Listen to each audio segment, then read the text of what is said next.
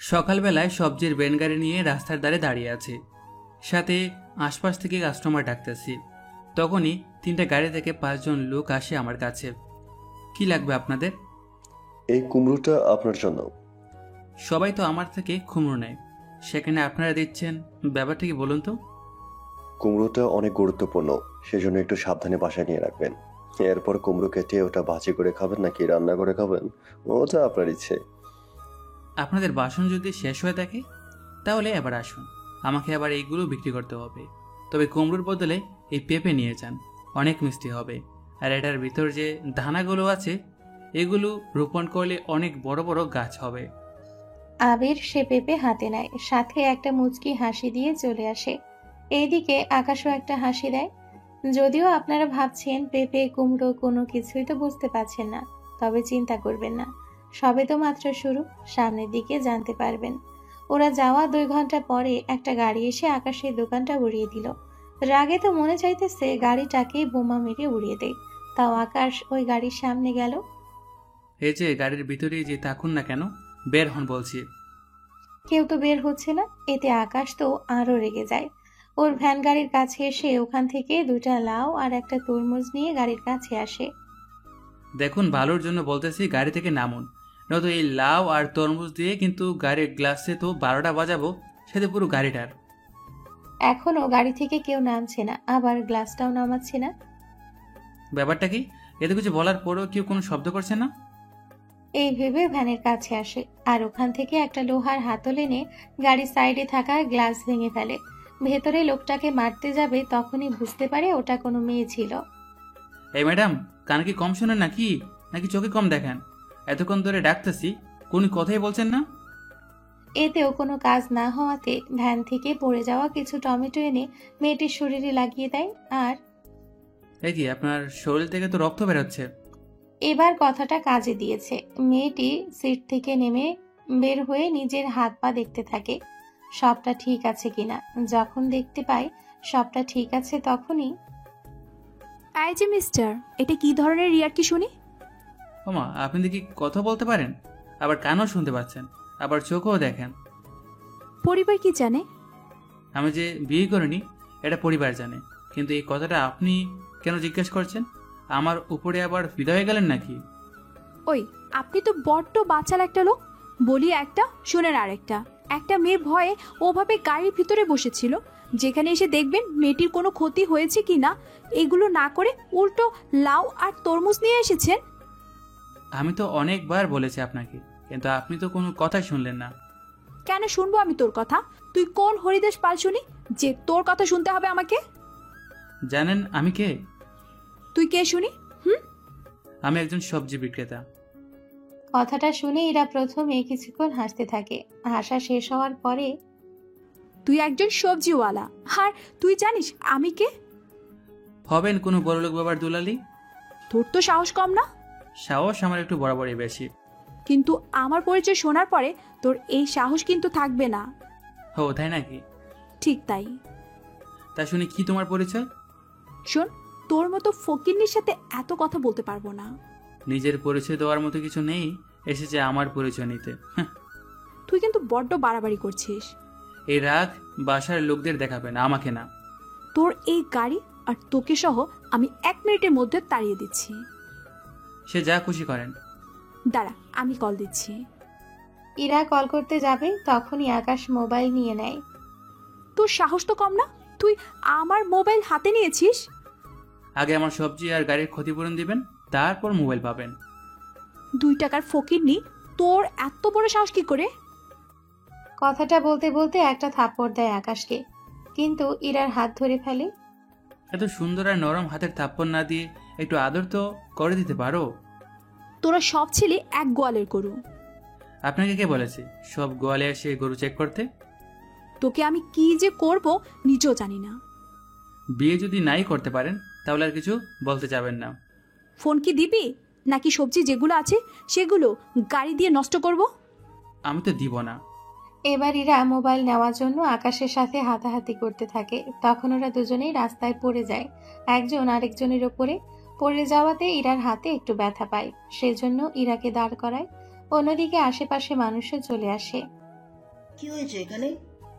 দেখুন, উনি গাড়ি দিয়ে আমার সব সবজি নষ্ট করে দিয়েছে।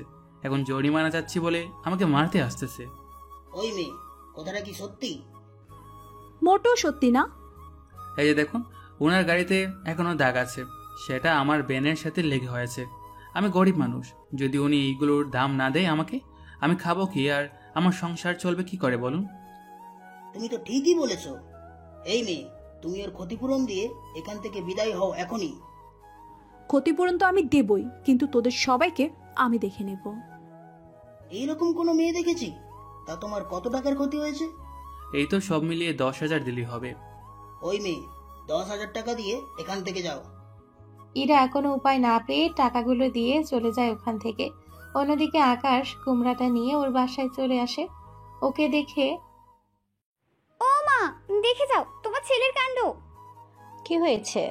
তুই এভাবে চেঁচাচ্ছিস কেন? একবার তো দেখে যাও। আকাশের মা নিচে আসে। নিচে এসে এরকম অবস্থা দেখে, আকাশ, কি অবস্থা? এভাবে লুঙ্গি আর গামছা সাথে এত বড় কুমড়ো কোথায় পেয়েছিস? এসব পরে বলবো, আমি আগে রুমে যাই। কুমড়ো তো দিয়ে যাবি, বড় বড় চিংড়ি মাছ দিয়ে রান্না করব। আমি আগে রুমে যাই, ফেরার সময় নিয়ে আসবো। এখন দিলে সমস্যা কি? সমস্যা হচ্ছে এটা এখন খোলা যাবে না কোনোভাবেই। ও মা, তোমার ছেলেকে বলো কুমড়োটা দেওয়ার জন্য। আকাশ, তুই তো এমনিতেই কোনো বাজার করিস না, যাও একটা কুমড়ো এনেছিস সেটা দিয়ে যা। আমি রুমে ফ্রেশ হয়ে এটা নিয়ে আসতেছি। ঠিক আছে, তাড়াতাড়ি আসবে কিন্তু। আমি ততক্ষণে চিংড়িগুলো ফ্রিজ থেকে নামিয়ে রাখি। এদিকে রুমে এসে ফ্রেশ হয়ে কুমড়োটা দুইটা ভাগ করে। ওটা থেকে একটা পিস্তল আর কিছু বুলেট বের করে। এর বাহিরে আরো একটা পেন ড্রাইভও পায়, সাথে একটা চিঠি। সবটা নিয়ে ওর ড্রয়ারে রেখে দেয়। তারপর আবিরকে কল দিয়ে জিজ্ঞেস করে কুমড়োটা খাওয়ার উপযুক্ত কিনা। কেননা আপনারা তো বুঝতেই পারছেন, যদি এই কুমড়ো না দেয় তাহলে বাসায় কি ঝামেলাই না হবে। সেজন্য আবিরের থেকে শিওর হয়ে নিচে সে কুমড়ো দিয়ে দেয়। তারপর উপরে এসে চিঠি আর পেন ড্রাইভ দেখতে থাকে। অন্যদিকে ইরা তো বাসায় ফিরে, আম্মু, আব্বু, কোথায় তোমরা? কি রে, এরকম চেঁচাচ্ছিস কেন? তার আগে বলো আব্বু কোথায়? তোর আব্বু তো এখনো ফেরে নাই। কি হয়েছে বল তো?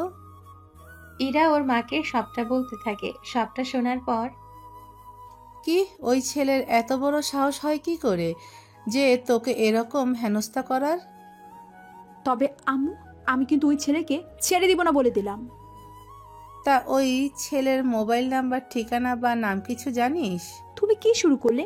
এগুলো জিজ্ঞাসা করলো ওই ছেলে কি বলবে? তা ওই ছেলেকে কোথায় পাওয়া যাবে আমাকে বল, আমি এখান থেকে সিকিউরিটি পাঠিয়ে দিচ্ছি। ওকে থানায় এনে এমন মার মারবে যে সারা জীবন মনে রাখবে। তোমাদের কোনো কিচ্ছু করতে হবে না, ওকে যা করার আমি করব। ও তো জানে না কার সাথে পাঙ্গা নিয়েছে। কিন্তু তুই পারবি তো?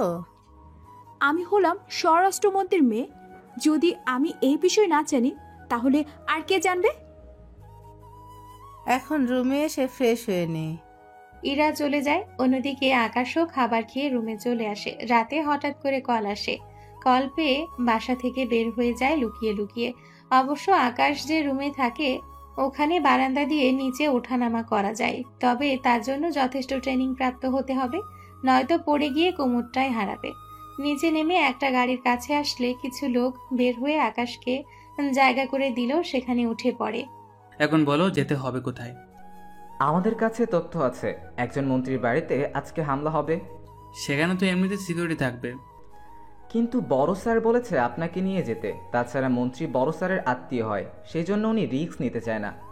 এই কাজের জন্য আমার ঘুম নষ্ট করলাম, মনটা চায়। স্যার, তাহলে কি ফিরে যাবেন আবার? না তাক, চলো সামনের দিকে যাই। ওরা সামনের দিকে যেতে থাকে। অনেকটা সময়ের পরে ওরা মন্ত্রীর বাসায় চলে আসে। মন্ত্রী ওদের দেখে, কোনো অসুবিধা হয়নি তো? তেমন কোনো অসুবিধা হয়নি। আচ্ছা, আপনার কাছে এত সিকিউরিটি থাকার সত্ত্বেও আমাদের কেন ডেকে আনলেন? দেখো, তোমাদের কথা তোমাদের বড় স্যার অনেক বলেছে। সিকিউরিটিগুলো তো গুলি ছাড়া আহামরি তেমন কোনো মারামারি বা কৌশলও জানে না, কিন্তু তোমরা তো A to Z সব বিষয়ে জানো। সেই জন্য তোমাদের ঢাকা।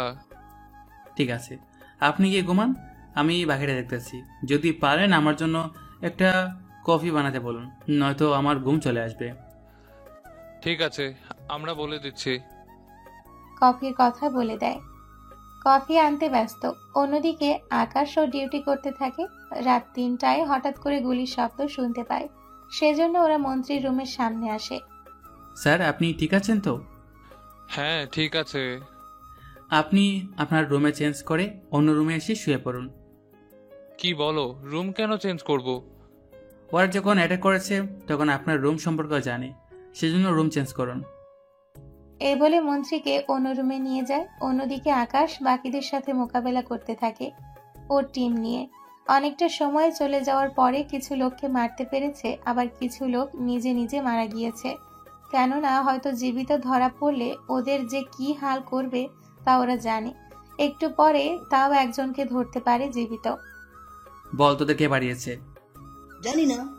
যদি না জানিস তাহলে কেন এসেছিস এখানে? সেটাও বলবো না। অফিসার, এটাকে নিয়ে যাও, ভালো করে যত্ন নাও। আমি আসার আগেই এর মুখ থেকে কথা বের করো। জি স্যার, তাই হবে। ওরা একে নিয়ে চলে যায়। অন্যদিকে আকাশ মন্ত্রীর কাছে এসে পরিস্থিতি ঠিক আছে সবটা জানায়। এতে মন্ত্রী অনেক খুশি হয়। তারপর ওখান থেকে চলে আসে ওর বাসায়। ততক্ষণে ভোর হয়ে গিয়েছিল। রুমে এসে শুয়ে পড়ে। সকাল 9টা। ঈশা, দেখো তো আকাশ ঘুম থেকে উঠেছে কিনা। তোমার ছেলে তো কোনো কাজই করে না, ওর জন্য সকাল কি আর দুপুর কি?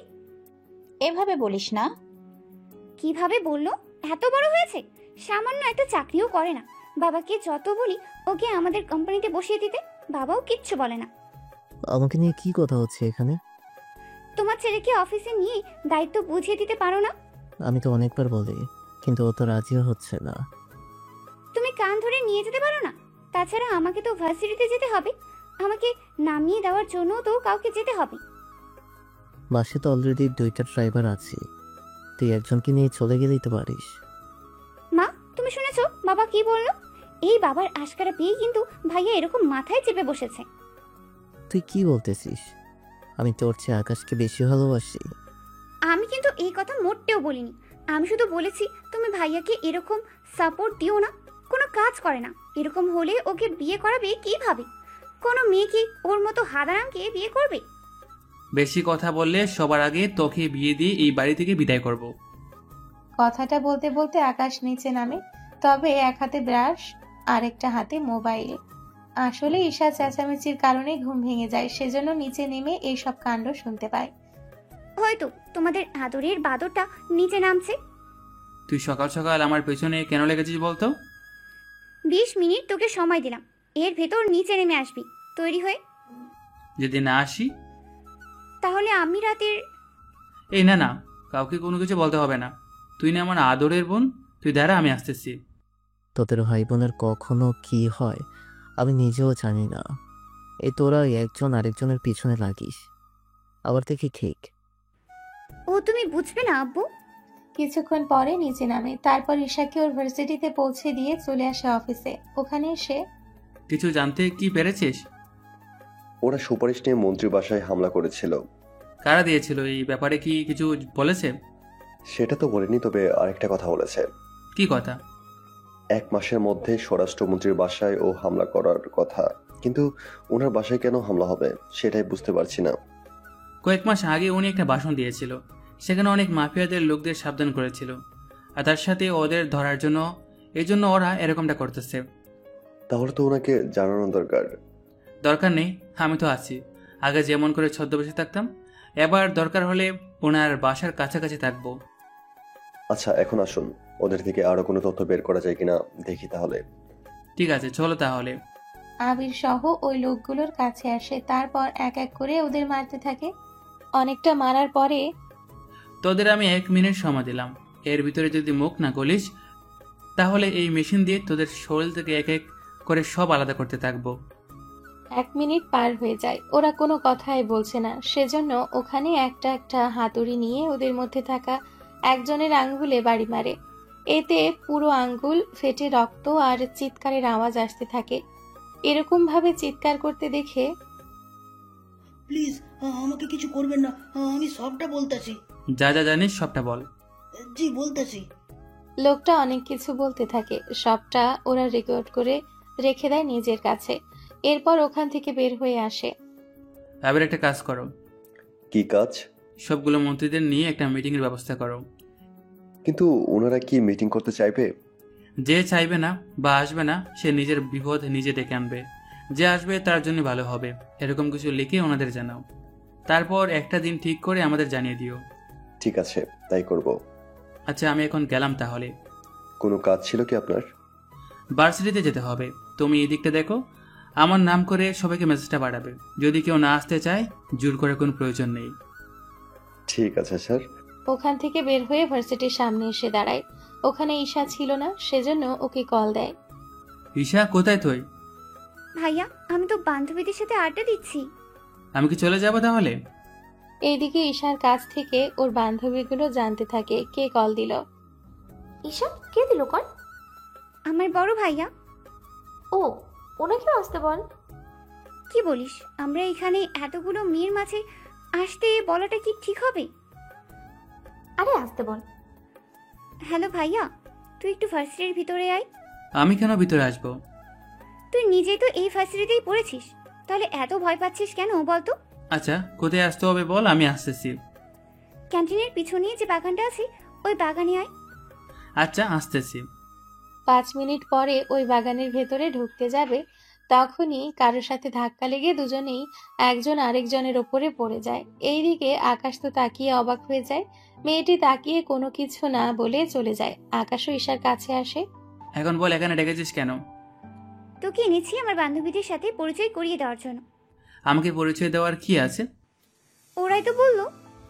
ঈশা তোর ভাই তো অনেক হ্যান্ডসাম দেখতে, তার নাম কি ওনার? আচ্ছা তোরা সবাই পরিচিত হও, উনি আমার বড় ভাই পারভেজ হোসেন আকাশ। আর ভাইয়া ওরা আমার বান্ধবী, এটা তানু, আরেকটা খাবার আনতে গেছে। বাকিদের সাথে পরিচয় হও। এরপর বাকিদের সাথে পরিচয় করিয়ে দেয়। ঈশার সব বান্ধবীগুলো আকাশের দিকে তাকিয়ে আছে, যা ঈশা ভালোই বুঝতে পেরেছে ওরা ওর ভাইয়ের প্রেমে পড়েছে। এইদিকে একটু পরে একটা মেয়ে সাথে আরো 2টা মেয়ে এসে সবাইকে কফি দিতে থাকে। তখনই মেয়েটি আকাশকে দেখে। এ কি, আপনি এখানে কেন? তুই কি ওনাকে চিনিস? একটু আগে ওনার সাথে আমি। বাকি কথা বলতে এসেও বলল না, সেজন্য। কি রে, তোর সাথে কি? না কিছু না। তা উনি কে? তোর সাথে তো পরিচয় করিয়ে দেয়নি, ও আমার বড় ভাইয়া। ভাইয়া ও আমার বান্ধবী ইরা। ঈশা এটা তোর ভাই? কেন, হওয়ার কি কথা ছিল না? আমি ওই কথাটা বলিনি। আচ্ছা আমরা কফি খেতে খেতে আড্ডা দিই। হ্যাঁ ওটাই করি। ওরা ওখানে 2 ঘন্টা ধরে আড্ডা দিতে থাকে। তবে এই আড্ডার সময় আকাশের বারবার কল আসে, সেজন্য কথা বলার জন্য সাইডে চলে যায়। কিছুক্ষণ পরে আবার কল আসাতে যা বলার এখানে সবার সামনে বলবেন, কোনোভাবেই সাইডে যাওয়া যাবে না। আমরাও তো দেখি কোন মেয়ের সাথে কথা বলার জন্য এরকম সাইডে যাচ্ছেন বারবার। ঠিক আছে। এরপর ওদের সামনেই কথা বলতে থাকে। তবে আকাশ কোন ভাষায় কথা বলতেছে তা ওরা ঠিক বুঝতে পারছে না, কেননা যখনই আকাশের আশেপাশে কেউ থাকে তখনই ওরা কোডের ভাষায় কথা বলে। ওকে এভাবে কথা বলতে দেখে কথা বলতে না চাইলে কেটে দিতেন। এভাবে গণিত, জাপানি আর কি কি ভাষায় কথা বললেন কিছুই তো বুঝলাম না। যে কলে কথা বলছেন সেও তো একই ভাষায় কথা বললো, আর আমাদের ইন্ডিয়ায় তো এরকম কোনো ভাষা আছে বলে আমার মনে হচ্ছে না। এই ভাষা কোনো দেশেরই না। তাহলে এই ভাষায় করে কথা বলেন। এই যে আমি বলতেছি। ঈশা তোর ভাইকে ইন্ডিয়ার বাহিরে অন্য কোনো দেশে থাকছে নাকি? ওটা বলা যাবে না। তা আপনাদের সাথে কথা বললে ভালোই লাগলো। আমাদেরও অনেক ভালো লেগেছে। তা মাঝে মাঝে এসে আড্ডা তো দিতেই পারেন আমাদের সাথে। সব সময় যে হয় না। তুই কি সারাক্ষণ বেকারই থাকিস? তোর আবার কিসের কাজ শুনি? সব কাজ তোকে কেন জানিয়ে করব? কথাটা বলে উঠে দাঁড়ায়। তখনই 2টা ছেলের সাথে কিছুটা ধাক্কা লাগে হাতের। সরি আমি দেখতে পাইনি। কে তুই? আগে তো কখনো তোকে এখানে দেখিনি। আর এতগুলো মেয়ের সাথে তুই একা কি করিস? আমি কে সেটা না হয় পরেও জানতে পারবেন। রনি কি হচ্ছে এগুলো? উনি আমার বড় ভাই। তো আমি কি করব? ভাইয়া তোকে সরি বলেছে, তারপরও তুই এইগুলো কেন বলছিস? দেখ ঈশা, তুই আমাদের ক্লাসমেট, সেজন্য আমি চাই না তুই এর ভিতরে আসিস। ও আমার ভাই, আমি আসবো না তো কে আসবে? রকি, ঈশা তো ঠিকই বলেছে। উনি দাঁড়ানোর সময় তোর শরীরে একটু লেগেছে হাত, সরি তো বলো উনি। ওকে আমার পা ধরে ক্ষমা চাইতে হবে। যদি না চাই? তাহলে তোকে এমন মার মারবো যে সারা জীবন মনে রাখবি। ও তাই নাকি? তা কে তোরা শুনি? আমার বাবা একজন মন্ত্রী আর ওর বাবাও সেম মন্ত্রী। ও আচ্ছা, এই জন্য তোদের এরকম অবস্থা। তুই কি পা ধরবি? রনি, কি হচ্ছে এসব? তোরা চুপ কর, যা করার ওকে করতে হবে। এইদিকে এরা সহ বাকিটা অনেক কথাই বলে, কিন্তু ওরা কোনো কথাই শুনছে না। রনি আর রকি তো উল্টো, ঈশাকে অনেক কথা শোনাচ্ছে। এতে ঈশার চোখ দিয়ে পানি পড়তে দেরি। আকাশ রনি আর রকির শরীরে হাত দিতে দেরি হলো না। ওদের দুজনেই ইচ্ছে মতো মারতে থাকে। এক কথায় ওদের দুজনকে নিমিষেই মেরে মুখের 12টা বাজিয়ে দেয়। ওদের চেনাই যাচ্ছে না ঠিক মতো। ওদের কথা শুনে রনি আর রকির লোকেরা আসে আকাশকে মারতে। তোর এত বড় সাহস, তুই মন্ত্রীর ছেলের গায়ে হাত দিয়েছিস? আজকে যে তোকে আমরা মেরেই ফেলবো। এই বলে ছেলেগুলো আসে মারতে, কিন্তু আকাশের সাথে কোনোভাবে ওরা পেরে ওঠে না। ওদের মেরে অ্যাম্বুলেন্সে খবর দিয়ে ওটাতে উঠিয়ে দেয়। এটা কি করলেন? ওর বাবা মন্ত্রী, ওর বাবা তো আপনাকে এবার ছেড়ে দিবে না। ওর বাবার বাবা আসলেও আমার কোনো ক্ষতি করতে পারবে না। ধন্যবাদ দিয়ে ছোট করবো না আপনাদের। আপনারাও এবার বাসায় চলে যান। কিন্তু ঈশা? ও তো আমার সাথে যাবে। এরপর আকাশ ঈশাকে নিয়ে বাসায় চলে যায়। অন্যদিকে ইরা আর তনুও বাসায় যেতে থাকে। তখন আচ্ছা, তোর পরিচয় দিলে তো রনি আর রকি তোর সাথে ভয়েও কথা বলবে না। কিন্তু এতে বিপদ আমার উপরও আসতে পারে। তাছাড়া পরিচয় যত গোপন রাখবো ততই আমার জন্য ভালো হবে। তোর যেমনটা ইচ্ছে। ঈশাকে বাসায় পৌঁছে দিয়ে বেরিয়ে পড়ে। এরপর আকাশ ওর গেট আপ চেঞ্জ করে নিয়ে ভ্যান গাড়িতে করে কিছু সবজি নিয়ে স্বরাষ্ট্রমন্ত্রীর বাসার পাশে এসে দাঁড়ায়। সাথে অনেক কিছু খেয়াল করতে থাকে। কে কে আছে, কে কে যাচ্ছে, সব কিছু খেয়াল করতে থাকে। কিছুক্ষণ পরে ওই জায়গা থেকে বের হয়ে চলে যায়। অন্যদিকে মন্ত্রীরা হসপিটালে এসেছে তাদের ছেলেকে দেখার জন্য। কে মেরেছে ওদের? একটা ছেলে। কি, একা একটা ছেলে তোদের এইভাবে মারলো? আমাদের তো কমই মেরেছে, রনি আর রকি ওদের দুজনকে অনেক বেশি মেরেছে। তোরা 7 জন মিলে একটা ছেলের সাথে পাঙ্গা নিতে পারলি না? কি করব, ছেলেটার মারা স্টাইল কোনো সাধারণ ছেলের মতো ছিল না। ডক্টর কি বলেছে? বলেছে একদিন পরে ওদের জ্ঞান ফিরবে। ওই, তোরা কে কোথায় আছিস? ওই ছেলেকে খুঁজে নিয়ে আয়। আমি ওই ছেলেকে 1 ঘন্টার মধ্যে আমার চোখের সামনে দেখতে চাই। Okay sir. ইরা তো বাসায় এসে ঈশাকে কল দেয়। ঈশা, তোর ভাই ঠিক আছে তো? ভাইয়ের কি হয়েছে? মন্ত্রীর ছেলেদের যেভাবে মারলো ওরা তো ছেড়ে দিবে না। কিন্তু ভাইয়া তো বাসায় নেই। তোর ভাইকে বলিস একটু খেয়াল করে চলার জন্য। আচ্ছা, বলবো। অন্যদিকে সন্ধে হয়ে যায়। স্বরাষ্ট্রমন্ত্রী বাসার পাশেই ভ্যান নিয়ে দাঁড়িয়ে আছে। তখন খেয়াল করে কিছু লোক দাঁড়িয়ে আছে গেট থেকে একটু দূরে। সেজন্য ওদের গতিবিধি লক্ষ্য করতে থাকে। কিছুক্ষণ পরে, তোরা বাড়িটা ভালো করে দেখতে থাক, কোন দিক দিয়ে সুবিধা হবে সবটা দেখতে থাক। সেজন্য ওরা পুরো বাড়িটা চক্কর দিতে থাকে, যা আকাশ খেয়াল করে। তারপর ওদের কিছু ছবি তুলে রাখে। সে ছবি আবিরকে পাঠিয়ে দেয়। আবির, এদের উপরে নজর দাও। এরা কি করে, কোথায় থাকে, এদের পরিচয় কি, সবটা আমার চাই। ঠিক আছে, হয়ে যাবে সবটা। সন্ধে হয়ে আসাতে চলে আসে অফিসে। অফিসে আসার পরে জানতে পারে কিছু কারণে ওকে একটা মিশনে যেতে হবে। সেজন্য ওই মিশনে যাওয়ার জন্য তৈরি হয়ে নেয়। তাহলে চলো বেরিয়ে পড়ি। ওরা বেরিয়ে চলে আসে পাহাড়ের দিকে। ওখানে একটা জায়গায় ওরা লুকাতে থাকে, কেননা এখানে কি কি হচ্ছে আগে তা দেখবে, তারপর ওরা অ্যাকশন নেবে। সেজন্য ওরা ওইভাবেই বসে থাকে। অনেকটা সময়ের পরে কিছু লোক আসে ওখানে, তা অনেকগুলো মেয়েকে নিয়ে। এখানে তো অনেক মেয়ে। আগে দেখো কি হয়, তবে কোনো মেয়ের যেন ক্ষতি না হয়। ঠিক আছে। এইদিকে ওরা মেয়েগুলোকে আরেকটা গাড়িতে উঠিয়ে দেয়। তারপর ওরা কৌশলে গাড়ির চাকায় গুলি করে, চাকা নষ্ট করে দেয়, যা ওই লোকগুলো জানে না। এটা কি হলো? চাকাগুলো নষ্ট হলো কি করে? এই, তোরা চেক কর তো। এরা তো চাকা চেক করতে থাকে। ততক্ষণে আকাশ, আবির আর বাকি অফিসার ওদের নিশানা করে নেয়। 1 সেকেন্ডে 10 জনকে মেরে ফেলে। এতে বাকি 5 জন লোক মেয়েদের ভেতরে লুকিয়ে পড়ে। তোমরা 5 জন বেরিয়ে আসো, তাহলে তোমাদের প্রাণ ভিক্ষা দেব, নয়তো এখানে তোমাদের মেরে ফেলবো। লোকগুলো ভেতর থেকে গুলি করতে থাকে, কিন্তু তাও উল্টো পাল্টা দিকে। সে সুযোগে আকাশ ওর পজিশন চেঞ্জ করে নেয়, চলে আসে উল্টো দিকে। ওইদিকে এসে ওদের মধ্যে 2 জনকে বাঁচিয়ে রেখে বাকিদের মেরে ফেলে। সে 2 জনকে এবার বন্দি করে। আবির, এই মেয়েগুলোকে নিয়ে পুলিশের হাতে তুলে দাও, ওদের ঠিকানায় পৌঁছে যেন দেওয়া হয়। আর আপনি কি করবেন? আমি এদের 2 জনের সাথে বোঝাপড়া করে নিচ্ছি। আবির 7 জন অফিসার নিয়ে চলে যায়। বাকি 2 জনকে সাথে রেখে ওই লোকগুলোর সাথে কথা বলতে থাকে। কথা বলার পরে, তাহলে তোদের কথা অনুযায়ী তোরা এদের নদীর ধারে নিয়ে যাবি, ওখানে একটা জাহাজ আসবে, বাকিটা ওই জাহাজে হবে, তাই তো? হ্যাঁ স্যার, এর বেশি আমরা জানি না। আকাশ হেডকোয়ার্টারে কল দেয়। কল দিয়ে কিছু বিমান ওই লোকেশনে যাওয়ার জন্য বলে দেয়, সাথে কিছু অফিসারও আসতে বলে। তখন রাত 2টা বাজে। বিমান নিয়ে আসতে থাকে কিছু অফিসার। অন্যদিকে আকাশ কোথায়? ও কি বাসায় ফেরেনি? না আম্মু, তবে ভাইয়া কল করেছিল, বলেছে আজ রাতেও নাও ফিরতে পারে, কোনো বন্ধুর পার্টিতে গিয়েছে। আমাকে কেন বলিস? মনে ছিল না।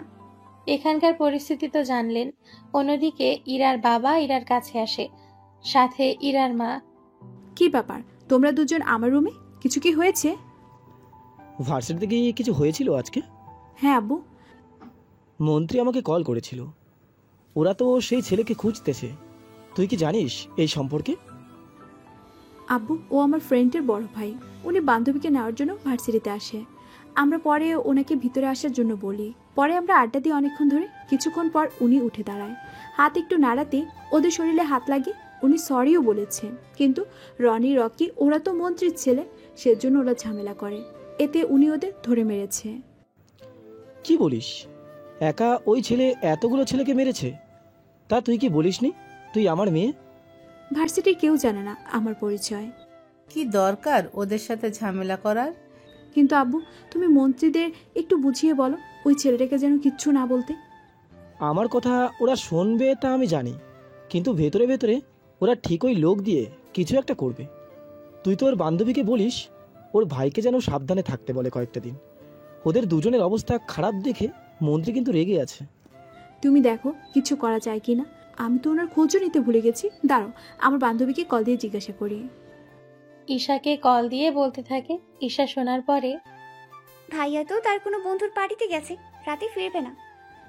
আচ্ছা, তুমি ওনাকে বলে দিছো যেন সাবধানে থাকে। আচ্ছা, বলে দেব। এই দিকের খবরও শেষ। অন্যদিকে দেখি নদীর ধারে কি হচ্ছে। নদীর ধারে আকাশ বাকি 2 জনকে নিয়ে চলে আসে। এইদিকে বিমান থেকে আরো অফিসার নিচে নেমে অপেক্ষা করতে থাকে। কিছু সময়ের পরে ওরা একটা জাহাজ আসার শব্দ শুনতে পাচ্ছে। ওই যে স্যার, জাহাজ আসতেছে। আগে ওটা পাড়ে আসুক, তারপর আমরা অ্যাটাক করবো। যদি ওরা জাহাজ নিয়ে পালিয়ে যেতে চায়, তাহলে বিমান তো আছে আমাদের কাছে। ঠিক আছে স্যার। কিছুক্ষণ পরে ওই জাহাজ থেকে কিছু লোক নামতে থাকে। ওরা নেমে জাহাজের দড়িগুলো কিছু গাছের সাথে বেঁধে রাখে, যেন কোনো দিকে না সরে যায়। ওদের কিছু লোক বাহিরে এসে অপেক্ষা করতে থাকে। স্যার, এবার কি অ্যাটাক করব? ওরা 6 জন বের হয়েছে, 6 জনকে মেরে ফেলো। আমি 2 জনকে নিয়ে যাচ্ছি নিচে। ঠিক আছে স্যার। 2 জন অফিসার নিয়ে নিচে নামে। ততক্ষণে বাকি অফিসার ওই 6 জনকে মেরে ফেলে। ওদের লাশ তাড়াতাড়ি করে ওখান থেকে সরিয়ে নেয়। তারপর ইশারা করে আরো 5 জনকে নিচে নামাতে বলে। ওরাও নিচে নামে। এরপর একে একে ওরা ভেতরে আসতে থাকে। ভেতরে আরো কিছু লোককে পায়, ওদেরও মারতে থাকে। কিছুটা ভেতরে এসে ওরা প্রায় 50 জনের বেশি মেয়েকে ভেতরে অজ্ঞান অবস্থায় পায়। তাড়াতাড়ি করে সবাইকে নিচে নামতে বলো, দ্রুতভাবে এদের বের করো, আর বিমানে করে আগে হসপিটাল নিয়ে যাও। Okay sir. 15 মিনিটে পুরো জাহাজ ওরা খালি করে ফেলে। সাথে মেয়েগুলোকে বিমানে উঠিয়ে নেয়। ওদের নিয়ে চলে আসে হসপিটালে। ততক্ষণে প্রায় সূর্যের আলো উঠতে শুরু করে। আবির, এদের দেখাশোনা করার জন্য কিছু অফিসার সাথে আরো কিছু পুলিশ এখানে আসতে বলো। এরপর কি করব স্যার? এদের যখন জ্ঞান ফিরবে, সবার ঠিকানা নিয়ে ওদের পরিবারের কাছে পৌঁছে দেওয়ার ব্যবস্থা করো। ঠিক আছে স্যার, তাই হবে। ভোর হতে আকাশ বাসায় এসে ও রুমে এসে ঘুমোতে থাকে। ওই দিন ঈশা ভার্সিটিতে চলে আসে। তখন ইরার সাথে দেখা হয়। তোর ভাইয়া ঠিক আছে তো? কি রে, তুই দেখি ওর ভাইয়ের একটু বেশি খোঁজ খবর নিচ্ছিস, ব্যাপারটা কি বলতো? আরে ওনাকে শুধু শুধু একটা ঝামেলা পড়তে হলো। মন্ত্রী তো ওর ভাইকে খুঁজে বেড়াচ্ছে। ইস রে, ভাইয়াকে তো বলতে ভুলেই গেছি আমি। তাহলে কল দিয়ে বলে দে। ভাইয়া তো এখন ঘুমাচ্ছে, আমি বাসায় ফিরে বলে দেব। ঠিক আছে, এখন চল আমরা ক্লাসে যাই। ঠিক আছে, চল তাহলে। এরা ক্লাসে আসে। দুপুরে যখন বের হয় তখন ওরা খেয়াল করে ভার্সিটিতে কিছু লোক এসে কি যেন খুঁজতে থাকে। তখন অনু ওখানে আসে আর শুনতে থাকে। সবটা শুনে সর্বনাশ হয়ে গেছে রে। কি হয়েছে? মন্ত্রীর লোকেরা তোর ওই ভাইকে খুঁজতেছে। ভাগ্য ভালো ওর ভাইকে এখানে কেউ চেনে না, তবে আমাদেরও খুঁজতেছে, কিন্তু এরা সঠিকভাবে চেনে না আমাদেরকে। ঈশা, আমার তো ভয় হচ্ছে। তোর ভাইকে সাবধান করে দিস। দরকার পড়লে কয়েকটা দিনের জন্য দেশের বাইরে যেতে বল। আচ্ছা, আমি বাসায় ফিরে কথা বলবো। আমি আর তানু আসবো ওর বাসায়। তোর একার কথা তো মানবে না, সেজন্য আমরা সহ আসি। ঠিক আছে। ওই সময়ে ওরা চলে আসে আকাশের বাসায়। বাসা দেখে ইরা তো অবাক হয়, কেননা এই বাসাটা প্রায় ওদের বাসার মতোই বড়। ভেতরে আসার পরে ঈশা ওর মায়ের সাথে পরিচয় করিয়ে দেয়। আচ্ছা, বাকি কথা পরে হবে, আগে তোমরা খেয়ে নাও, তারপর রুমে এসে গল্প করিও। আন্টি, আমরা খাবো না, আমরা তো এসেছি কিছু কথা বলার জন্য। সব কথার পরে শুনবো, আগে খেয়ে নাও। তোরা খেতে বস, পরে এই নিয়ে কথা বলবো। অনেক জোরাজোরির পরে ওরা খাবার খেতে বসে। কিছুক্ষণ পরে আকাশ নিচে নামে দুপুরের খাবার খাওয়ার জন্য। তখন ওদের দেখে চমকে ওঠে, কেননা ঈশার সাথে আরো 2টা মেয়েকে খাবারের টেবিলে দেখে। দেখেছো আম্মু, ওর চিন্তায় আমার অবস্থা শেষ, আর ও কিনা ঘুমাচ্ছে। আমার চিন্তা তোকে করতে হবে না। তুই কি জানিস মন্ত্রীর লোকেরা তোকে খুঁজতে ভার্সিটিতে পর্যন্ত গিয়েছে? ও আচ্ছা, তাহলে কোন মন্ত্রী ছেলে? ঠিকানা দিস তো, আমি ওদের বাসায় কথা বলে আসবো। আমি কি পাগল? যেখানে ওনারা আপনাকে মারার জন্য খুঁজে বেড়াচ্ছে, সেখানে আপনি ওদেরই ওখানে যাবেন? কোনো কিছু হবে না। আচ্ছা, আমি খেয়ে বের হব। 15 মিনিটে খেয়ে আকাশ বের হয়। ওরা খাবার খেয়ে নেয়। ঈশা, ওদের রুমে নিয়ে কথা বলো, আমি এই দিকের কাজগুলো শেষ করে নিচ্ছি। ঠিক আছে আম্মু। আন্টি, বাসায় তো দেখছি 4 থেকে 5 জন লোক আছে। ওরা থাকতে আপনি কেন করবেন? ওরা তো মাকে সাহায্য করে, এমনিতে রান্না তো মা করে, ওনারা বাকি কাজগুলো করে দেয়। আচ্ছা আয় আমার রুমে। ঈশার রুমে এসে অবাক হয়, কেননা ঈশার রুমটা ইরার রুমের চেয়ে অনেক বড় ছিল। তার উপর বারান্দাও। ঈশা, তোমরা এত বড় লোক, আগে তো জানতাম না। কই আর এত বড় লোক? কি বলিস? অন্তত আমাদের থেকে তো অনেক বড় লোক। আচ্ছা চল, তোদের বাড়িটা ঘুরে দেখাই। ওদের বাড়িটা ঘুরিয়ে দেখাতে থাকে, শুধু আকাশের রুমটা ছাড়া। তোর ভাইয়ার রুমটা তো দেখালি না। ভাইয়া মাত্রই তো বের হলো, রুমের না জানে কি হাল করে রেখেছে, সেই জন্যই নিয়ে যায়নি। আরে সমস্যা নেই, চলো দেখে আসি। ওরা আকাশের রুমটাও দেখে অবাক হয়, কেননা ওর রুমটা বেশ গোছালো, তার উপর অনেক বড় ছিল। সত্যি তুমি অনেক ভাগ্যবান, আর যে তোদের বাড়িতে বউ হয়ে আসবে সে তো আরো ভাগ্যবতী হবে। তাহলে তুই চলে আয়। আরে আমি ওইভাবে বলিনি কথাটা। এরা রুমে এসে আড্ডা দিতে থাকে। অন্যদিকে আকাশ চলে আসে মন্ত্রীর বাসায়। কে তুই, আর এখানে কেন এসেছিস? এসেছি তোদের সাথে কিছু কথা বলার জন্য। কি কথা, তাড়াতাড়ি বল। তোর ছেলেকে আমি মেরেছি। তোর এত বড় সাহস, তুই আমার ছেলেকে তো মেরেছিস, সেই কথা আবার আমাকেই বলতে এসেছিস? এসেছি ভালো হবে। আমার পিছনে পরে থেকে কোনো তোর কাজ নেই। তোকে একটা কথা বলার জন্য এসেছি। কথাটা হচ্ছে, তোর প্রাণ সংকটে আছে। তোর উপরে যে কোনো মুহূর্তে আতঙ্কবাদীরা হামলা করতে পারে, সেজন্য তুই আর তোর লোকেরা সাবধানে থাকিস। তুই কে? এইসব কথা আমাকে কেন বলছিস? আমি কে সেটা না হয় তোর না জানলেও চলবে। চলি তাহলে। তবে আমার পিছনে যদি পড়ে থাকিস তাহলে তোকেই আমি মেরে ফেলবো। আতঙ্কবাদী পর্যন্ত অপেক্ষা করবো না, কথাটা মনে রাখিস। আকাশের কথায় মন্ত্রী তো অবাক হয়, সাথে বাকি সদস্য লোকেরাও, কেননা এভাবে কেউ হুমকি দিয়ে যেতে পারে তা ওনার জানা ছিল না। ওখান থেকে বাসায় ফিরে তখনও ইরা ঈশাদের বাসায় ছিল। ঈশার রুমে যখন যায় তখন ইরাকে দেখে অবাক হয়। ইরাও আকাশকে দেখে চেঁচিয়ে ওঠে, কেননা ইরা তখন, না থাক, এখন বলাটা ঠিক হবে না, চিৎকার করাতে। এ কি, আপনি এই রুমে কেন? আমি তো এসেছি ঈশাকে রাখতে, কিন্তু আমি রুমের মধ্যে এরকম হয়। ঢোকার সময় নক করে ঢুকতে পারেন না? ওয়াশরুমে না এসে রুমের মধ্যে করাটা কি ঠিক হচ্ছে? আমি তো বাসায় রুমের মধ্যেই করি। আচ্ছা, এখন ঠিক হয়ে নিন, আমি গেলাম। আগে বলুন, আপনি কিছু দেখেননি তো? কোনো কিছু তো বাকি রাখিনি। কথাটা বলে চলে যায়। ইরা তো লজ্জায় মাথা কাটা যাওয়ার মতো অবস্থা, তাও নিজেকে সামলে নেয়। সন্ধ্যের দিকে ইরা তানু চলে যাওয়ার সময়ে আপনারা কোনো চিন্তা করবেন না, মন্ত্রী আর ভার্সিটি এসে কাউকে বিরক্ত করবে না। আচ্ছা, একটা কথা বলবো কি? জি বলুন। কাউকে কোনো কিছু বলিয়েন না প্লিজ। আরে আমি কি বলদ নাকি যে কাউকে কিছু বলতে যাব? কি এত ফুসুর ফুসুর হচ্ছে শুনি? আচ্ছা ঈশা, চলি তাহলে। আন্টি আজ তাহলে আসি আমরা? সময় পেলে আবার আসিও। জি আচ্ছা, ঠিক আছে আন্টি। ওরা দুজনে যাওয়ার পরে আকাশ রুমে চলে আসে। অন্যদিকে এই ছেলের পুরো হিস্ট্রি আমার চাই। ঠিক আছে বস, আমরা খোঁজ নিয়ে দেখতেছি। এইদিকে আকাশ আবিরকে কল দিয়ে কিছু একটা বলতে থাকে। সেগুলো শোনার পরে সবাইকে তো কাল আসার জন্য বলেছি, কে কে আসে আর ওদের দেখি কি করতে পারি। পরের দিন সকালে মোটামুটি অনেক মন্ত্রী ওখানে উপস্থিত হয়। এরপর ওনাদের পরিস্থিতির কথা ওনাদের জানানো হয়। ওনারা এতেও কিছুটা সাবধান হয়। তারপর মিটিং শেষ করে ওনারা চলে যায়। এনাদেরকে তো সাবধান করা হলো, কিন্তু স্বরাষ্ট্রমন্ত্রী, ওনাকে তো জানানো হয়নি। বিকালে ওনার বাসায় এসে ওনার সাথে আমি কথা বলে নেব। ওই মেয়েগুলোকে তাদের পরিবারের কাছে পৌঁছে দেওয়া হয়েছে কি? যাদের রাজ্য কাছাকাছি তাদের পৌঁছে দেওয়া হয়েছে, যারা অন্য রাজ্য তাদের 2-3 দিনের ভিতরে পাঠানোর ব্যবস্থা করব। ওখানে চেন্নাইয়ের আছে 15 জন, মুম্বাই কলকাতার যারা ছিল ওদের পৌঁছে দেওয়া হয়েছে। তাহলে এদেরও তাড়াতাড়ি করে পাঠানোর ব্যবস্থা করো। বিকালে আকাশ স্বরাষ্ট্রমন্ত্রীর বাসায় আসে। ওখানে আকাশকে কেউ চিনে না, কিন্তু পরিচয় দেওয়াতে কেউ আর কোনো বাধা দিল না। ভেতরে এসে ওনার সাথে বসে কথা বলতে থাকে, ওনাকে সবটা বোঝাতে থাকে। সবটা শোনার পরে তাহলে আমার ওই ডিসিশনের জন্যই ওরা এরকম করতেছে। জি স্যার, সেজন্য আপনাকে একটু বেশি সতর্ক থাকতে হবে।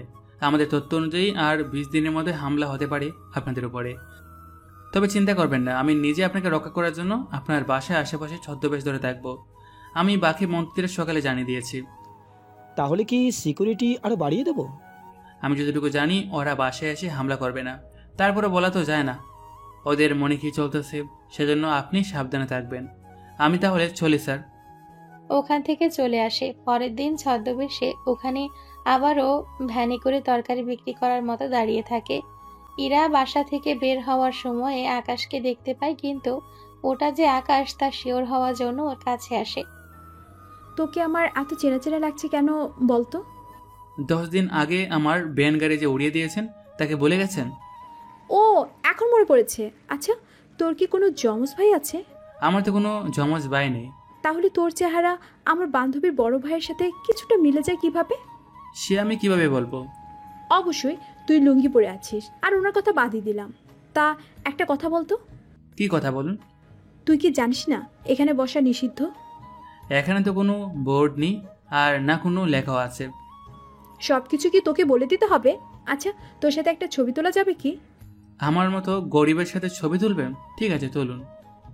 ছবি তুলে নেয়। এরপর চলে আসে ভার্সিটিতে। ওখানে এসে ঈশাকে ছবিটা দেখায়। দেখ তো, চিনতে পারিস কি না? দেখতে তো আমার ভাইয়ের মতোই লাগছে। তা তুই ওনাকে কোথায় পেলি? আমার বাসার পাশে ভ্যানে করে সবজি বিক্রি করতেছে।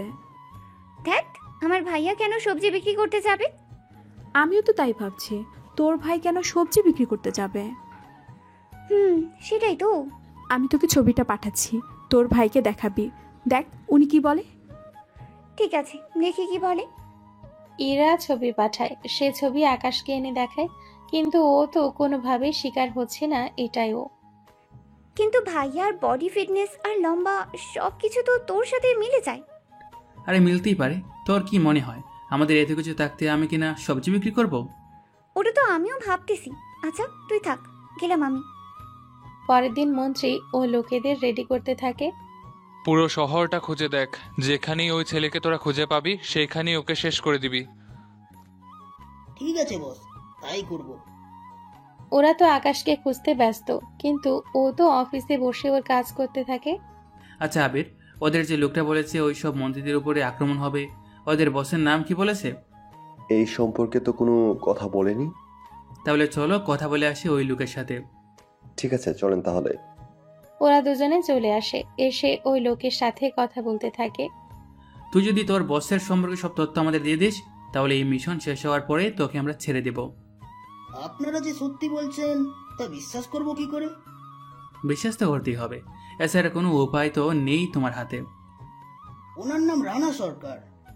এই, এটা আবার কেমন নাম? আমি আপনাকে নাম তো বলেছি, এবার আপনারা যা করার করুন। কিন্তু লোকটা থাকে কোথায়, কি করে, এইসব কিছু তো বলতে হবে আমাদের, না বলে বুঝবো কিভাবে? উনি মুম্বাইয়ে থাকে, ওখানকার বড় ডন উনি। মুম্বাই থেকে কলকাতায় অ্যাটাক করবে? এত সাহস পায় কোথা দেখে? এখানে ওনার অনেক লোক থাকে, ওদের মাধ্যমে উনি এইসব করে। আচ্ছা, মন্ত্রীর সাথে স্বরাষ্ট্রমন্ত্রীর উপর হামলা করার পরিকল্পনা করার কারণ কি বলো? মন্ত্রীদের সাথে মিটিং করেই তো আমাদের শেষ করার প্ল্যান করেছিল, সেই জন্য একসাথে সবাইকে টার্গেট করেছি। তথ্য দেওয়ার জন্য ধন্যবাদ, আবার কখনো প্রয়োজন পড়লে তোমাকে জানাবো। আবির, চলো তাহলে। অন্ধকার গুঠুরি থেকে বের হয়ে ওরা রুমে আসে। ওখানে রানা সম্পর্কে সব তথ্য বের করার জন্য বলে। আমি তাহলে পুরো মুম্বাইয়ে থানাগুলোতে বলে দেই, ওদের কাছে রানার সম্পর্কে যত তথ্য আছে সব তথ্য যেন আমাদের পাঠিয়ে দেয়। সেটাই করো, তবে অনেক সাবধানের সাথে কাজ করতে হবে। ঠিক আছে স্যার। ওখান থেকে চলে আসে। অন্যদিকে আবির মুম্বাইয়ের সব পুলিশ স্টেশনে খবর পাঠিয়ে দেয়। 2 দিন পরে। আসসালামু আলাইকুম স্যার। ওয়ালাইকুম আসসালাম। জি বলুন। আমি মুম্বাই থেকে বলতেছি, এসপি বলতেছি। জি বলুন। আমরা রানার সম্পর্কে কিছু তথ্য জানি, সেগুলো আপনাকে বলতে চাই। তাহলে এক এক করে বলে ফেলুন। সবচেয়ে ভালো হয় যদি আপনি নিজেই এখানে আসেন। আচ্ছা, আমি সন্ধ্যার ভিতরে জানাচ্ছি, আপনি ঠিকানা পাঠিয়ে দিন আমাকে।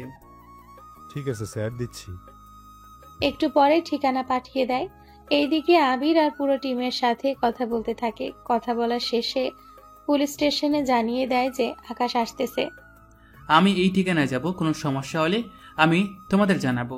ওখানে আমাদের যত এজেন্ট আছে সবাইকে জানিয়ে দাও, আমি আসতেছি ওখানে। আমি না ফেরা পর্যন্ত মন্ত্রী আর স্বরাষ্ট্রমন্ত্রীকে সিকিউরিটি দিবে ভালো করে। ঠিক আছে, আমি জানিয়ে দিচ্ছি এখনই।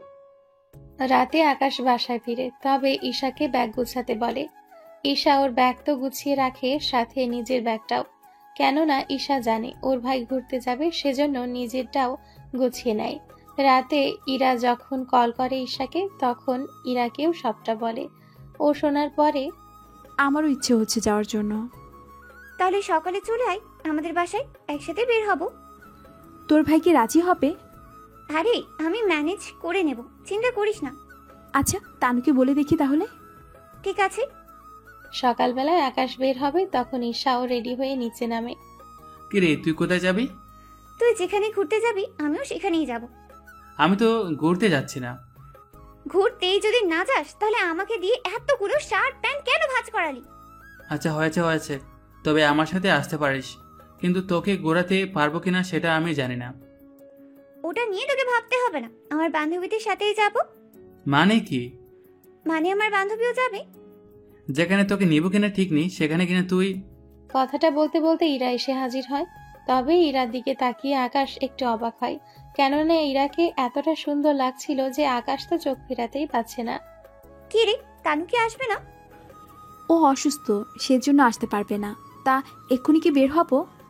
ভাইয়া, আমরা কি এখানে বের হব? এখনই তো বের হব, কিন্তু আমি তো টিকিট কেটেছি আমার জন্য। ঈশা, তাহলে আমরা দুজন। ঈশা তো আমাকে কোনো কিছু বলেনি। ঈশার বাচ্চা, এখন আমরা যাব কি করে? তা তো আমি জানি না। আপনার টিকিট দেখে। টিকিটের ছবি তুলে ইরা ওর বাবাকে পাঠিয়ে দেয়। পাঠানোর পরে, আব্বু 1 ঘন্টার মধ্যে এই ফ্ল্যাটে আমার জন্য 2টা টিকিটের ব্যবস্থা করবে। 1 ঘন্টার মধ্যে কিভাবে? এটা তো 4 ঘন্টার মধ্যেই ওড়ার জন্য তৈরি হবে। এত কিছু জানি না আমি, এয়ারপোর্টে যাওয়ার মাত্রই যেন আমি 2টা টিকিট পেয়ে যাই, ব্যাস। কল কেটে দেয়। এইদিকে আকাশ আর ঈশা তো অবাক হয়, তাও কোনো কিছু না বলে চুপচাপ আছে।